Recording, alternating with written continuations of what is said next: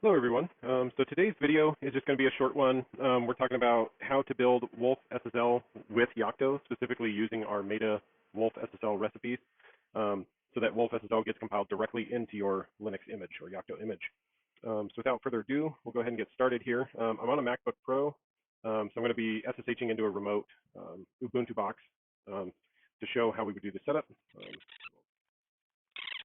And I've got a little cheat sheet that I'm kind of working off of here, so I'm going to be copying and pasting some commands in.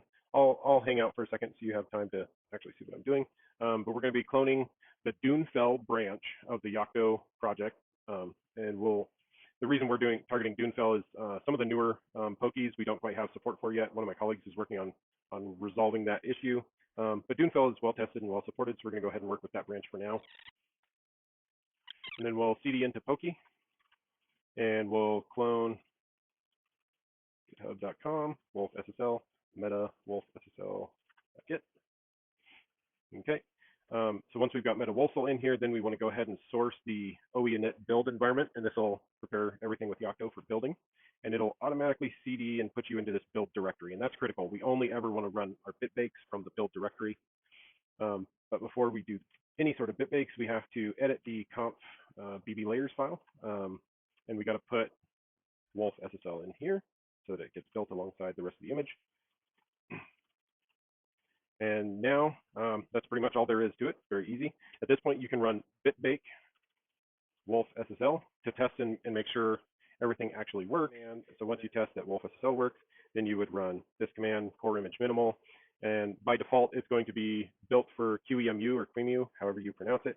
And so then once the core image minimal build was complete, you could go ahead and do run QEMU x86-64 to start up the VM.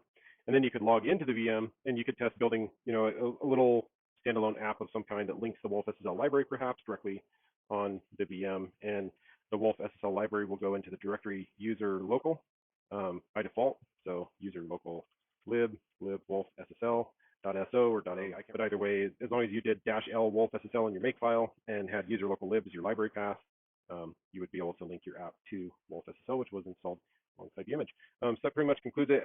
I'll kick off the build here, just so you can see bitbake wolfSSL. It gets started, but this can take a very long time. I've timed it before. I think this one alone takes about half an hour, and then when I do the bitbake core image minimal, it can take up to an hour and 15 minutes, something like that. So they take a while to build, but if you have any questions or concerns, please reach out to support@wolfSSL.com. And we do offer free pre-sales support. We support the open source community, and we provide commercial support options if you're working for an organization that needs like dedicated support of some kind, or you're looking for optimization assistance, how to configure some of our optimal builds that have either increased performance or reduced footprint or any sort of specialized tuning of the library. We have commercial support for those cases as well. So I'll go ahead and stop this now. But you can see the build's already going and running, and ideally we wouldn't have any issues. Oh, I'll mention one last thing before I close out. So our recipe by default is cloning the master repository of GitHub. If you want to work with a stable release, you can download a stable release of our library from wolfSSL.com/download. So you come in here, just fill out basic information. You can leave some comments about the project or what you're working on or what you do at your organization. That's always helpful. And then click, wolfSSL, the latest release, stable release is this one. And then go to the bottom, agree to the licensing terms, click that and go ahead and select download. And then you could place that on your file system somewhere, and then you could edit the meta wolfSSL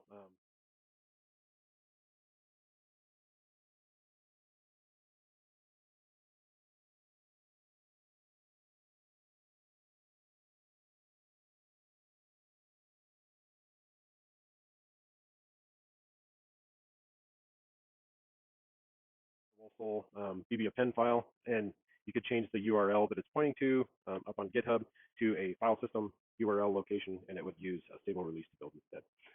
All right, so that's it. Thank you for watching this video today, and best of luck in all your testing and development.